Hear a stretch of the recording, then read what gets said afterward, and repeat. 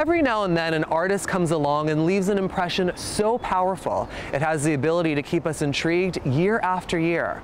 But how do you turn your passion into a career that has lasted for 2 decades? We're about to catch up with Canadian rocker Bif Naked. Tough, shocking, and outspoken are just some of the words used to describe Bif Naked. She's had an amazing career, but it's one she never originally planned for. How did this exciting career come to be for you? Where did it all start?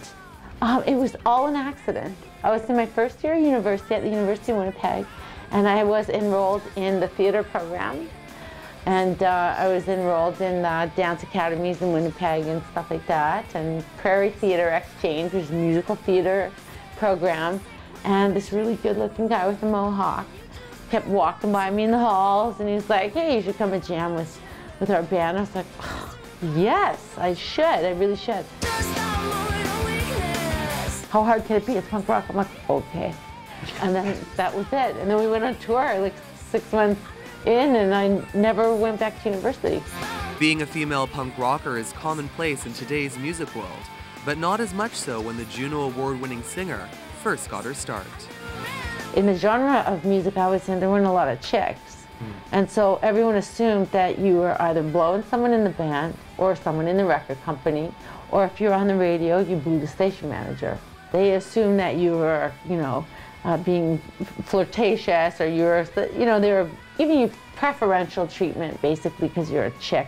So I fought against that and always tried very hard to never give that impression to anyone. Despite her rocker chick image, Bif's everyday life is not quite what some might expect. I've been a straight edge since, I don't know, like my early 20s. People assume that I'm like a rock and roll party girl, or I don't know. I think people would assume that, and if nothing could be further than the truth. I'm really such a square, it's not even funny. Bif Naked has always been a fearless woman, but nothing could have quite prepared her for a breast cancer diagnosis in 2008.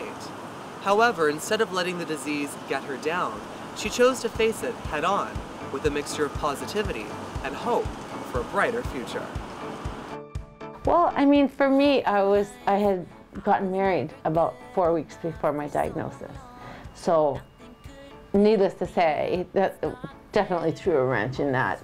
I'm really grateful that I got breast cancer because there was part of me that was able to cope with any mortality fear or anything like that, being thankful that it wasn't my mom, or thankful that it wasn't my little sister who was a 8-year-old daughter. I was like, oh, thank you that it's me. I got this. It was like easy for me.